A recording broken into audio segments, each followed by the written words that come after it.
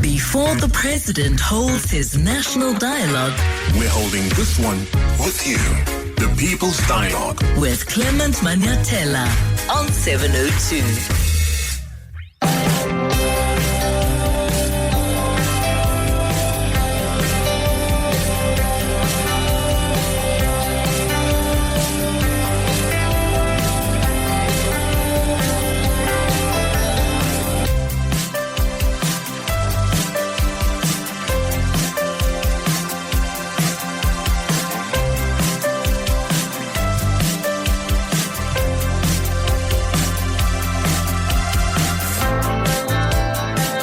7 minutes after 11 o'clock. Dumelang, welcome to the third and final hour of the Clement Manyathela Show. It's the special edition of the Clement Manyathela Show this morning. We have been in conversation, in dialogue over the last 2 hours. It's the People's Dialogue ahead of the President's National Dialogue, and we've discussed a number of issues. I do want us to touch on crime and gender-based violence this hour, on health, on race relations, on housing and land as well. Just some of the issues I also want us to touch on. Remember, you are welcome to join us on 011-883-0702. We've got WhatsApps as well that are coming through that I'll get to them on 072-702-1702. Some of the comments that are coming through on the WhatsApp line on YouTube as well. Hey, Clement, this People's Dialogue, I think it's the beginning of a process of coming up with sustainable, people-centered solutions. And that's exactly what we want. Another one says, hi, Clement.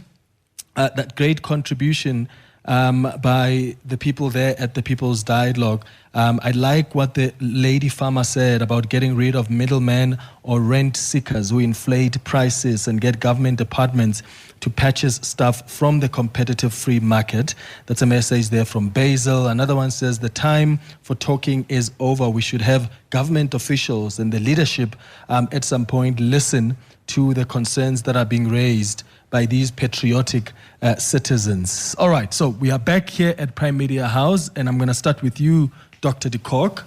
If you can start us off with the issue of crime, and especially also rural crime that was raised there as well by Koketso. Go ahead. Okay. The first comment I want to make... Hold on. I don't think it's the mic is on there. The first comment I want to make is still linking to unemployment. Yeah.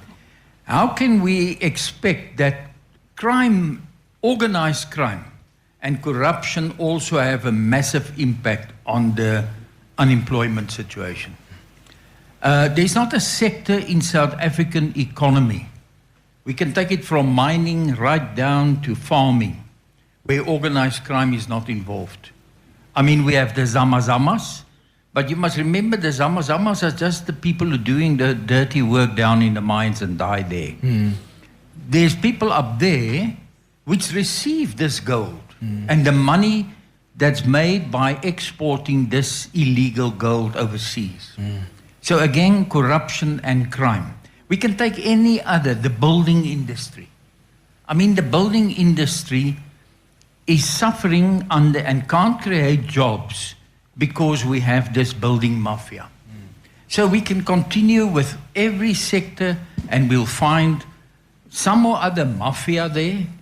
I don't think all of them should have that name, but okay, we are used to use that name. So that's my remark on the previous session. I'm going to stop there. On crime, sometimes, you know, I'm listening to your station, the car radio, the house radio, every radio is on 702, and I especially listen since I wake up in the morning to you and your colleagues, and then later in the day I'm becoming busy, and then late afternoon I'll listen again. And if I listen to people who phone in and what yourself are saying, it's sometimes I get a feeling we are paralyzed by crime. And we don't know what to do with crime. But I think we must just go a bit back in history, in recent history, not to the old days of, let's say, apartheid history. Let's just go back and look at 2000s. You know, at the end of about 1999, 97, this country faced a massive crime problem. It was in the time of President Mandela. He even called a few summits. A summit on rural crime, a summit on police killings. Police were killed at about 200 per year. The same with so-called farm murders. People were killed. And then came a very determined national commissioner, which is late now, and they also, unfortunately, in the end, corruption also played a role there, with the name of Celebi. Now, I worked under him. Point number one, politics would have not been allowed in the police service. There were no factions, there were no politics. Maybe also because the appointment of certain political parties, that those appointments were not made. So politics did play a much lesser role in the police. A police officer should be a neutral person. A police officer can only go and vote for who he wants to vote and talk around the braai about politics. But if he's in his uniform or in his office, you can't allow politics. Second one, he focused on crime. The first time I met him, before he was even appointed, he said to me, if I have meetings, national management meetings, the only issue on the agenda will be crime. Because if you don't focus on crime and what you're going to do with crime, you can forget about it. Then the police service is not doing their job. And unfortunately, that is the situation. So he had even, or the president of that time, which was now Mbeki, who had targets. Now my colleagues, all my colleagues will say, no, I'm wrong. Those targets are wrong because people will cook the statistics to fit the targets. Yeah, it can happen. But there's certain trends where they can't cook, unfortunately, like murder.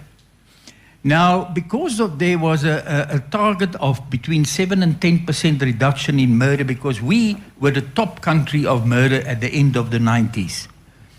We reduced murder from 25,000 at 2003, when that target came in, to just for the World Cup, it was just above 15,000. So despite the population growing, murder went down. And quite dramatically. How did they do that?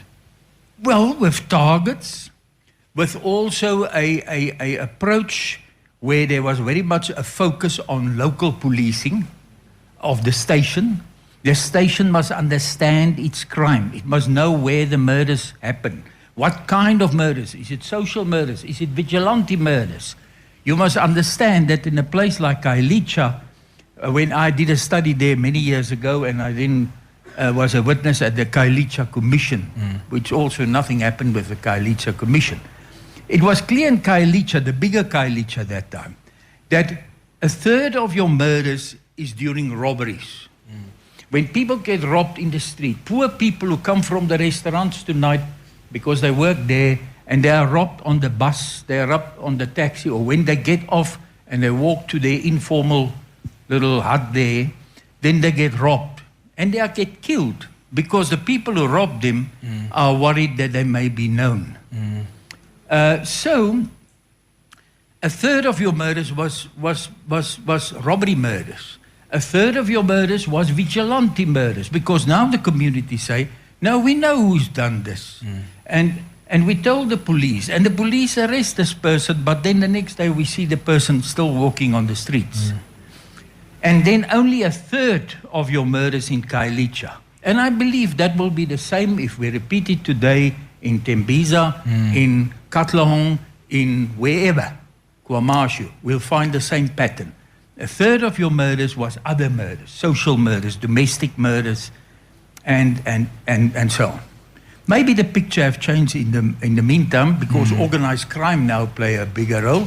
And we have seen for the last with the revelations that we have heard about 3 weeks ago, that it seems hit murders are also now quite high on the list. But what I'm saying is you should understand your crime at the station, and on that you should base your policing.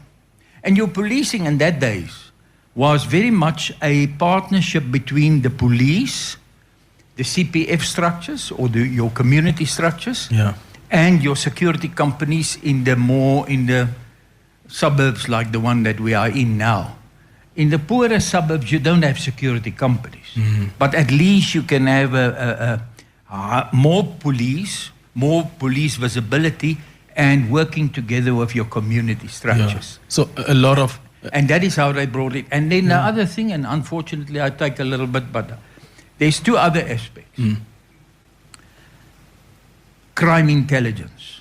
Not only crime intelligence, all our intelligence services, but especially crime intelligence. In those days they were functioning. There were no politics. There were no watching each other because I belong to this, or I belong to no party, you belong to that party. There were no usage of crime intelligence in the politics of the day. That was not. They were focused on organized crime threats, like the CIT robbers. And in those days, we took them down. The CITs disappeared. There was a point just before the World Cup where virtually there were no CIT robberies because they were either in action killed or they were arrested. And that is how we should police. For your organized crime, you use crime intelligence. And then my last remark is we have I think today, unfortunately, of a loss of experience of many factors, we have a problem with detective services.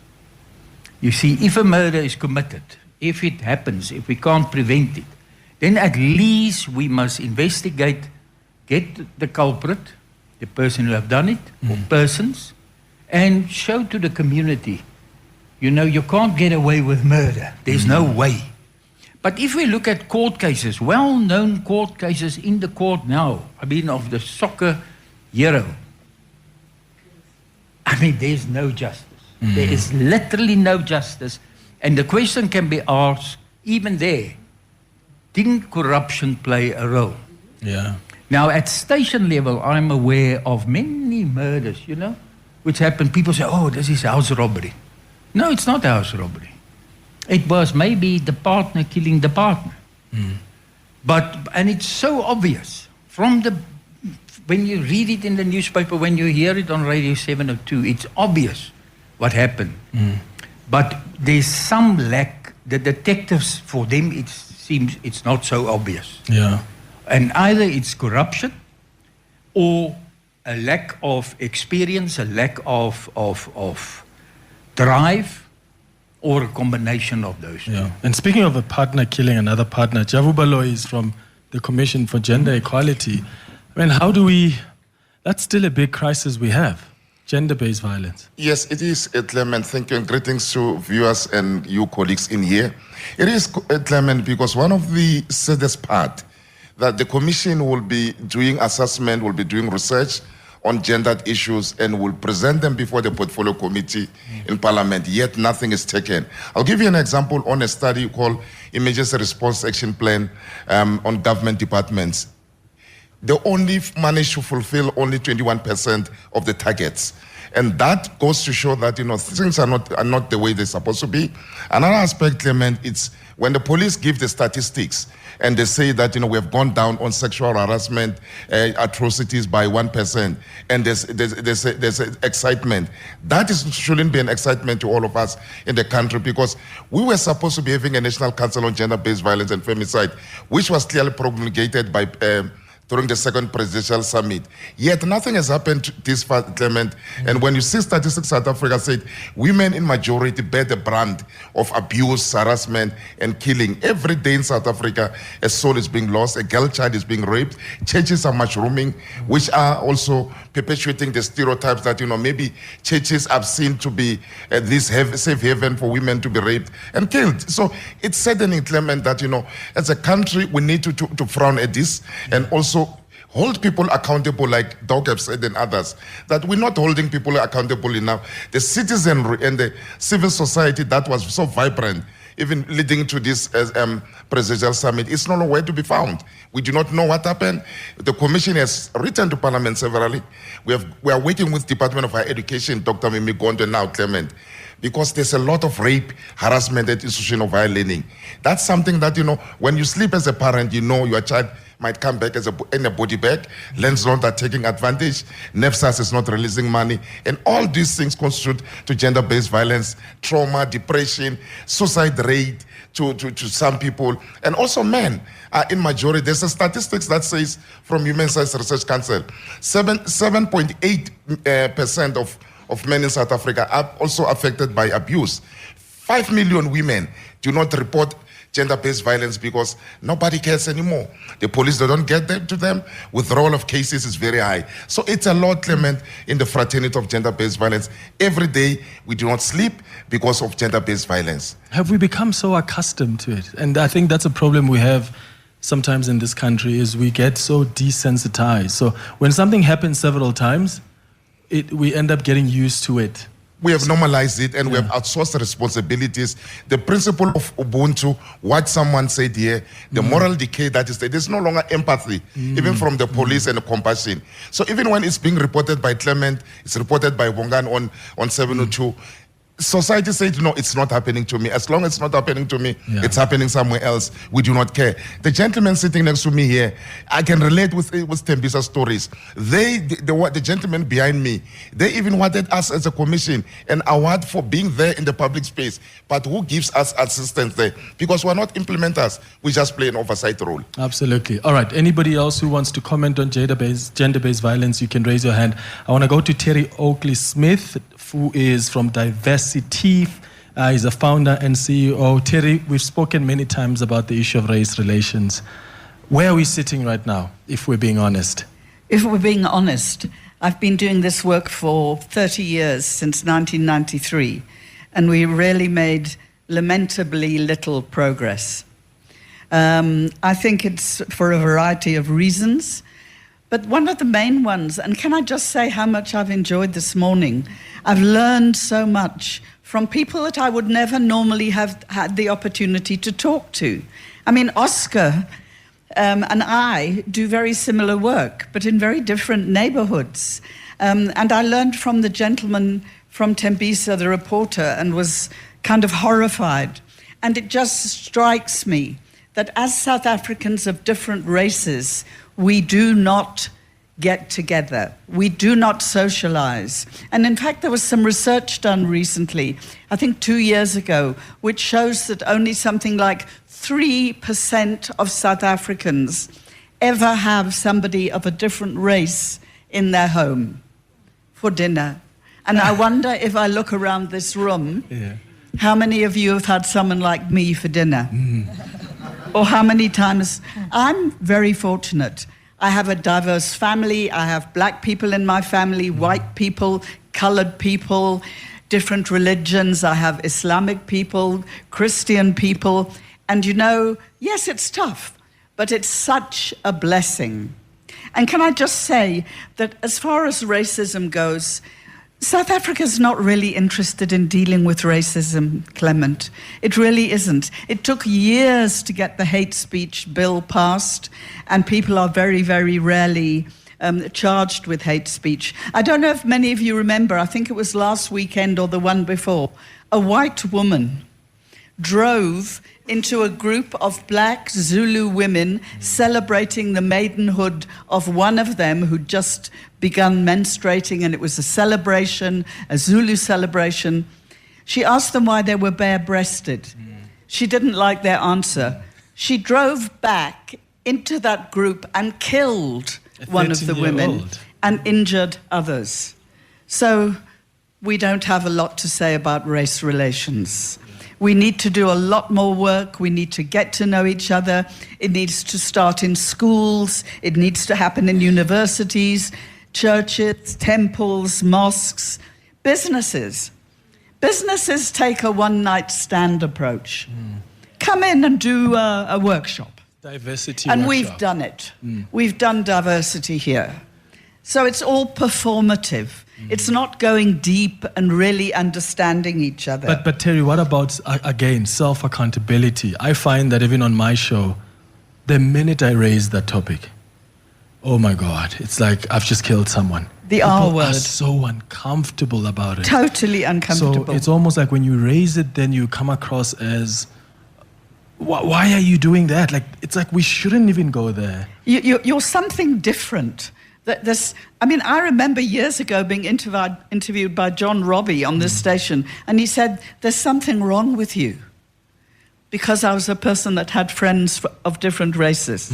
And there's still that feeling to an extent. In the white community I'm talking about, there's still that feeling that, oh my goodness, she's got a child that's black. Is he adopted? No. He's not adopted. So how did you get him?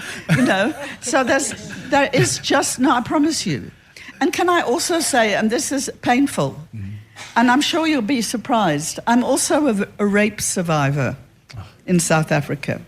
People often think, oh, white women were safe. I was raped at Zoo Lake. So we have so much in common, but we need to get together more. We need to start addressing each other as allies, as friends. Sisters, brothers. Yes. And can I say, Clement, that I think it would have been wonderful to have had this in Tembisa. And maybe, I'm lucky because English is my first language, and everybody here obviously speaks very good English.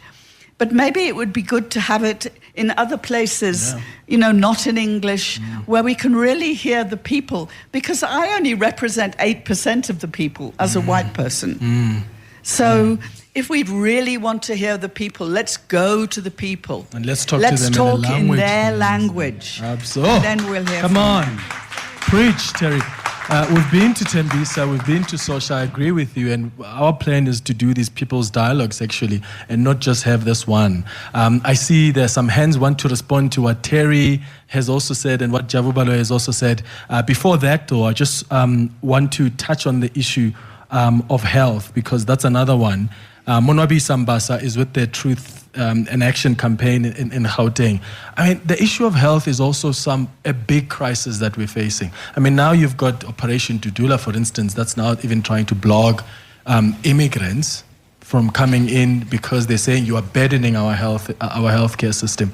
And to an extent, you can't argue with them that the illegal immigrants are not. But how do we resolve that? How big of a crisis is it? And is government taking it seriously? In fact, that's a tip of an iceberg. There's a bigger rot than that, which you have just raised now. In terms of our healthcare system, is in shambles, to say the least. And unfortunately, I'm sorry to disappoint everybody here, including the listeners, is that what is promised under Section 27, subsection 1 of the Constitution, that everybody has a right to health care, is just a platitude. Because in reality, it's not the case on the ground. One, you have a public healthcare system that is understaffed, that is under-resourced, that is overcrowded. Why is that? It is because in terms of how we disseminate resources, it is where the genesis of this inequality emanates from. Because we spend 8.5% of our GDP, 51% of that goes to private healthcare, which services only 14%. And then you remain with 49%, that services 86% of the population. And unfortunately, the spin-offs of that, you will find people waking up as early as 4 o'clock to go and queue in a clinic or even in a hospital, and then only to wait the entire day to be told that, no, the doctor is not there. Only to be told that, no, please come tomorrow. You find people sleeping on the floor. You go to Rahima Musa, here just in town, you find women giving birth on the chairs, on the floor. That is the reality that we have. If you go to Tembisa Hospital, it's overflowed, right? And you've got people that would stay in the emergency room for over 4 days without beds. That is the reality that we're faced with. Let's come to the issue that we've just raised. Indeed, you've got Operation Dudula that are causing this particular mayhem in the communities. What are the spin-offs of that? You've got people living with HIV and other chronic diseases as well. Remember, we've got a national strategic plan that envisaged to end HIV, TB, and STI by 2030. And those immigrants are the very same people we're looking for. We've got a shortfall of 1.1 million people who have quitted treatment, in other words, have disengaged from treatment. Now, if you've got Operation Dudula that cares less about the laws, cares less about the constitution. I mean, there are many ways that we can use to have a dialogue, find a way, bring government on board, find, something that can be able to sustain this particular healthcare system. Unfortunately, we've got people who are caring less. Unfortunately, they're in power who care less about what is happening on the ground. Because they don't that is use the the system. They don't. I mean, They don't, have absolutely. you guys ever seen an MEC or minister in a public Absolutely. clinic, public hospital? Absolutely. I've You've never. got another platitude which is called the National Health Act that has been signed by the president.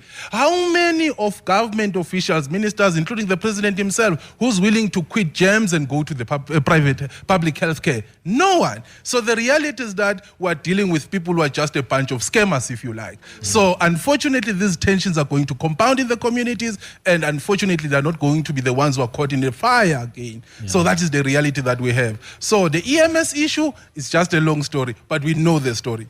Both ambulances are stuck in the Bethaklowa Tembisa Hospital with no drivers because there's no money to hire, drivers or even the EMS staff. The irony about that, irregardless of the minuscule resources that are deployed in public health care, we still have an audacity to underspend. 1.6 billion rand was underspent in the last financial year. Where is accountability? That means civil society needs to get on the streets as well, as treatment action campaign we have done before in the heights of HIV, denialism by this government. We've got to do that. So in this regard, we need to mobilize communities against the very same government to hold them accountable. Yeah, that this gentleman said, we are the government, we are the people, we need to take action. All right, there's so much to chew on, guys. Can I have your hands raised, and then we'll bring the mics to respond to any of what has been raised, and then we'll also touch on housing as well after the headlines in Eyewitness News. This isn't a press release. It's not a media briefing. It's the voice of the people The People's Dialogue on the Clement Manyathela Show. on 702. It's 22 minutes before 12 o'clock. My goodness, so much to chew on. Crime, GBV, the issue of our race relations and health and. So please, I'm going to ask you to spend a minute on a comment. Is that fine? Because I want to take as many voices as possible. I want to give as many of you as possible an opportunity to speak. So if you can spend a minute as a comment, please, so we can hear more from people. Let's start with you, my brother. It's off. Let's try that again. 1 2 1 2. Okay, they'll try sort it out. Let's try 1 that. 2. There we go. Hello, it's Lawrence again. I have a lot to say. Sometimes I can't stop myself. I'll stop you this time. I just wanted to mention that race relations, it really takes the person himself to make a change. I fall within the 3% the lady was talking about. I didn't know there's so little of us. But I am 8%, eh? No, not 8%, 3%. I am in a interracial marriage, and I've got 2 beautiful boys. So it's been 13 years, and I've learned so much, and I feel so safe in my house. We can talk about anything and say anything. And nobody would be hurt about anything even if you talk about their nose or their hair. Yeah. And I wish for everybody in this country to have that feeling. I'm so happy to be part of this Rainbow Nation, and I really want to be part of this national dialogue, and I have so much to offer. I wanted to say something else. How do you have the conversations in your household or with your loved ones? Because as I said to Terry, it's like people don't want us to talk about race. And I think part of the problem is that we're too quick to label each other, right? We're too quick to label each other as a racist, or you don't want to appreciate that this is a country that belongs to all of us. So people are scared to enter that conversation because there's no space to be frank even about some things that you may not understand. I mean, I've got white friends, and I always ask them, ask me about my culture, ask me about how we do it at home. Have an interest to come to the village at home, because I'm going to tell you a story of land dispossession of my family that was moved from their land, and we've been separated. I've got cousins I don't even know. And you tend to realize and appreciate the history of this country. Is it difficult to have those conversations? Not at all. some years ago, I was involved with a certain NGO where we did a program. It was called From Othering to Belonging, Oppressive Pasts. You can Google it if you want to. But that really changed my life. So spaces where we can sit and talk like this is where we can make a difference. And what I wanted to say is, when you ask me, how do you do it, is, isn't it beautiful to be free? Yeah. You know, we just talk and nobody would be hurt, because you won't be oversensitive, because nothing that that person can say can hurt me, because you can't take the truth away, you know? And I'm going to stop there, but it's definitely amazing to be part of this country. Amazing. Please, can you give your mic to the gentleman behind you? You haven't spoken, so go ahead. Hi, my name is Thando Lutuli. I'm coming from ABT Telecoms. I'm really here as a concerned citizen. I think in this scenario, we are very quick as a nation to say government must. A lot of these spaces, we are the ones that, one, are having the conversations or should be having the conversations. Government really should be coming in as an aggregator to these things, just to make it available to as many people as possible. But the thinking, the conversations, the thought, the feeling, the emotions that go into it should be coming from us. I mean, we've elevated people with no morality to become moral arbiters for all of us. I mean, children are being taught morality at school, not at home. That's not how I grew up. I was raised in the age of, you do something wrong, the neighbor sees you, you get the beating there, the message gets home, you get the beating there, and they have a meeting about you. But in the age of new age parenting, I think we are afraid, one, to discipline children. We often mistake disciplining with punishment or torture, or abuse rather is the word. But this is where I think as a country we've lost our moral center, because it used to be community-led. Now, I recently got robbed in my own neighborhood where I grew up for so many years, because one, I don't know the people there anymore, they don't know me, and you know, you don't know who the people that are moving. Back in the days, you used to know, okay, that house, that's where the shady stuff happens. Yeah. But now, it's just free for all. Absolutely. It used to take a village to raise a child. Is that still the case? My brother, go ahead. Thank you so much. Mfanelo again from Tembisa Online. Just thank you for this opportunity. It's wonderful.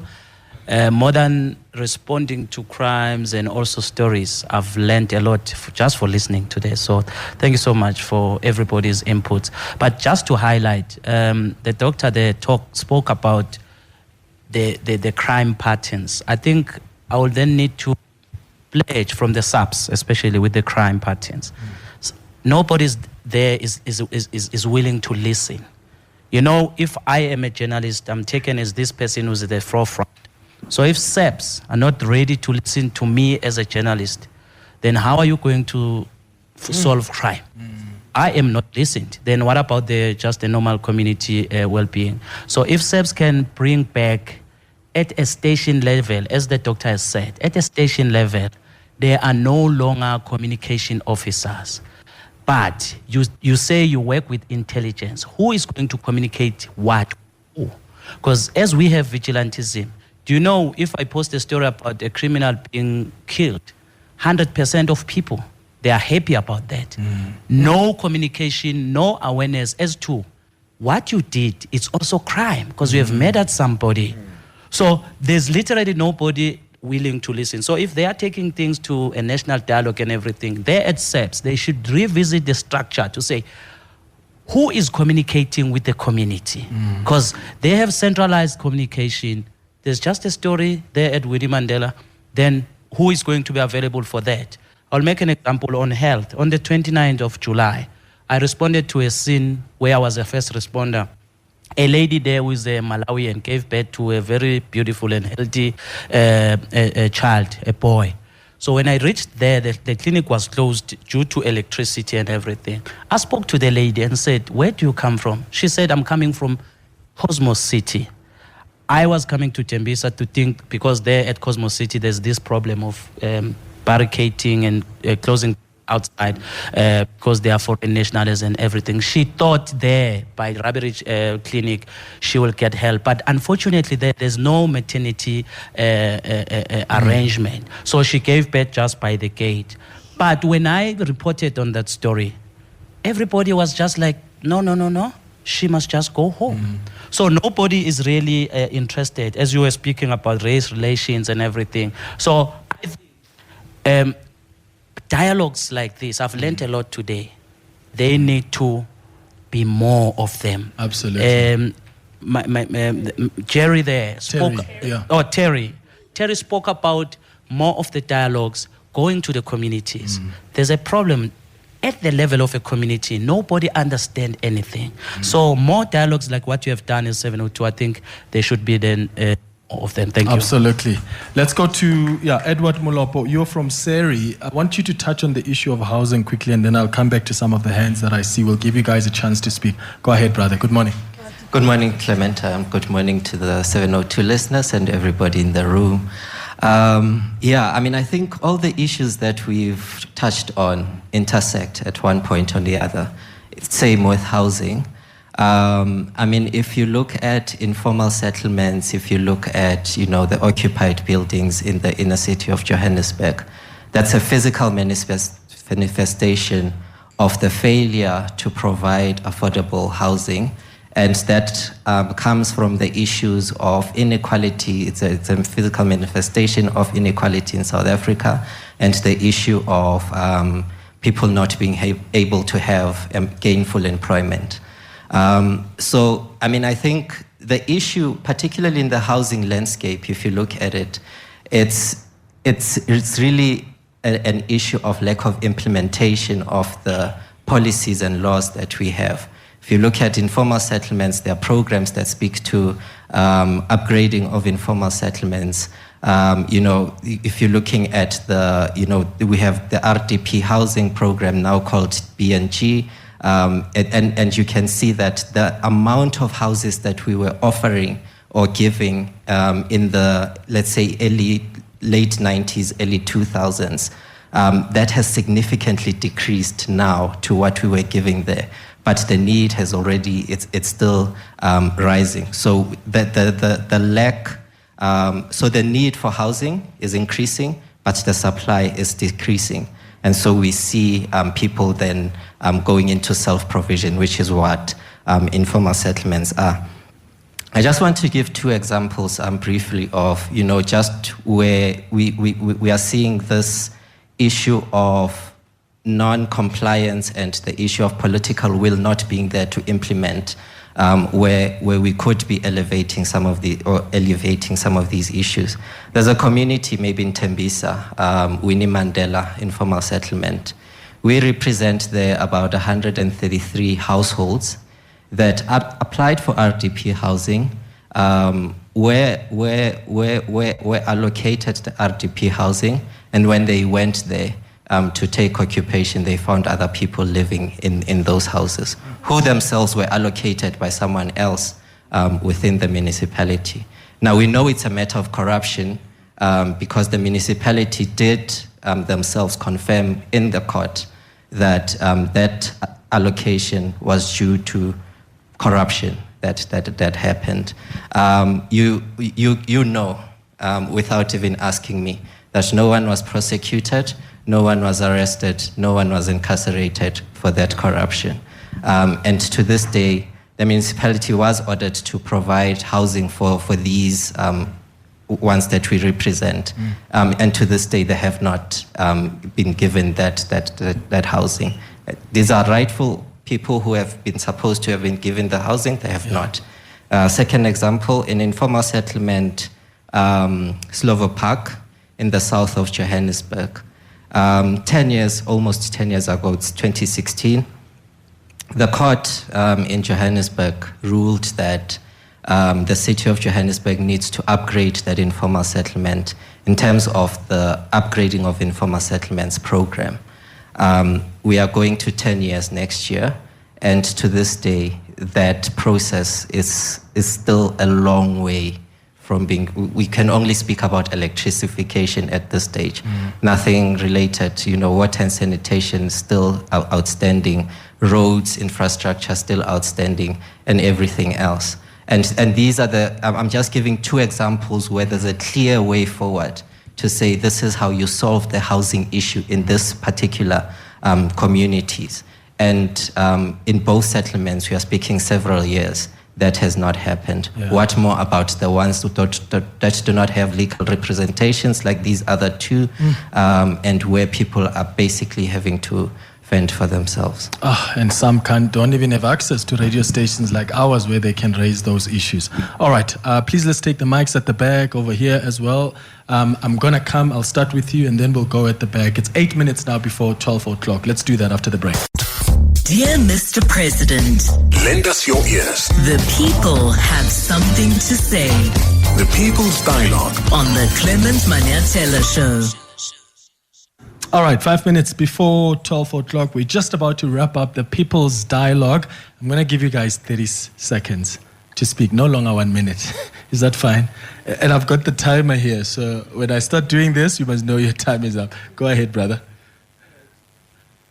That's not on. Let's try it. Yes, there we go. Go ahead. Yeah, my name is Peter Mnete from Gauteng Housing Crisis Committee.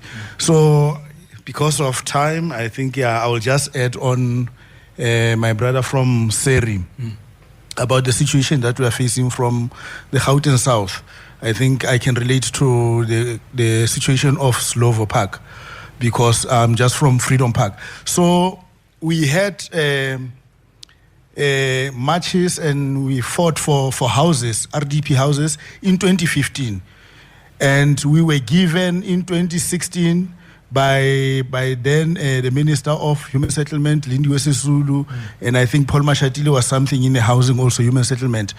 They said they had a plan to build 48,000 houses, RDP houses.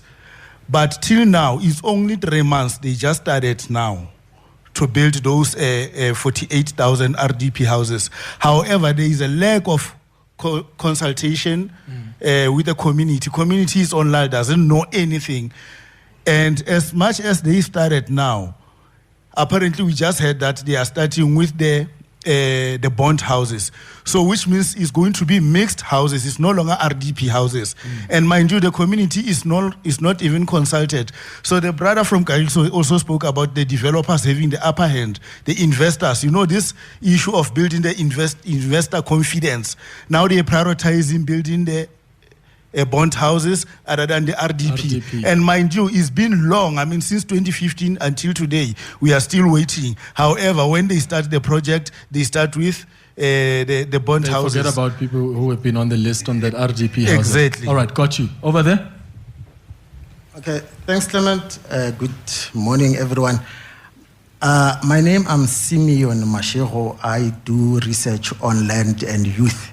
So I see time is not on our side, but let me just make a brief presentation that I shared with Parliament last year proposing a youth land ownership in South Africa. In the main, the objective was to try address the crisis of youth unemployment because I think the future of this country, South Africa, is land-related economic future. So we have a crisis of youth unemployment. We have the issue of transformation. But in the main, we need to flood young people into land-related economic sectors. Because if I can ask all of you here, your parents, and ask who's going to be the employer of your kids who are at school now or universities, you expect white people to hire your kids. So I'm saying, let's give youth the land so that we give them financial assistance, so that we can create a 10, 15, 20 years long-term plan for our country. so that in the next 10 years, 15 years, we know that we have young people who have a good relationship with the land, have experience working the land, not only agriculture, but all land-related economic activities from A to Z. But you don't have time, Clement, anyway. That was in the main, the proposal is sitting in Parliament now. But in the main, go and tell young people that they deserve to own the land. Land is not a matter of adults only, because young people, they need to start families. They need to be economic participants, like you were saying earlier, that we don't just train them to go to school and become workers, but they need to have a good relationship with the land.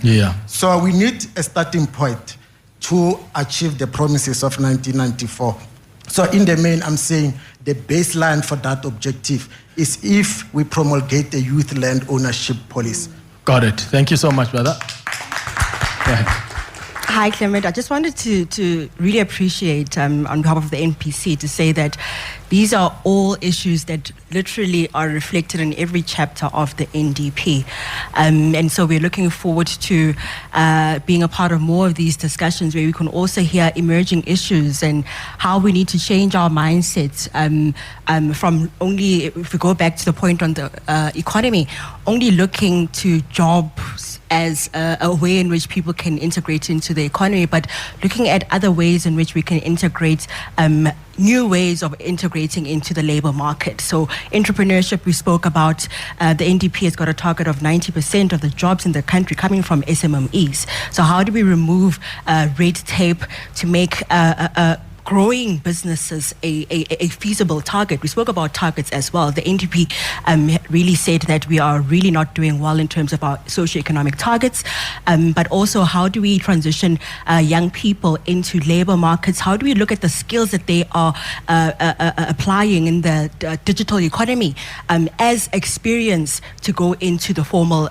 employment opportunities, not just looking at experience, tangible experience and qualifications, but the experience that young people are having within their digital application of tools as things that they can be traded to go into labor transition. So not just looking at jobs as the one-stop avenue to get into the economy, but entrepreneurship and looking at other ways in which young people can apply their skills into the economy. So we're looking forward to participating in more of these dialogues, especially in the people-centered platforms like it has been said now. People-centered, look, I want to say as well, as we're just about to wrap up, that there are so many issues that have been raised, including what you've raised about young people and being given land. And part of these conversations is that we've got to also pick some of the issues here and talk about them on the shows. And that is the opportunity that we want to have, because we don't have dialogues that are people-centered. We have outsourced our responsibility as the government. Gentlemen from Tembisa said we are the government. We've given these politicians, many of whom are so immoral and corrupt, and we think they're leading us to the next chapter, and we are the people to lead ourselves to the next chapter. Thank you so much to all of you for coming through. This just scratched the surface for us. We've got plans to take the people's dialogue to their communities. We'll do more of this in this room as well. So I hope you'll come back to join us as we have more of these conversations. Thank you so much all for you for coming. And thank you for listening and watching on YouTube. Thank you for listening to the People's Dialogue.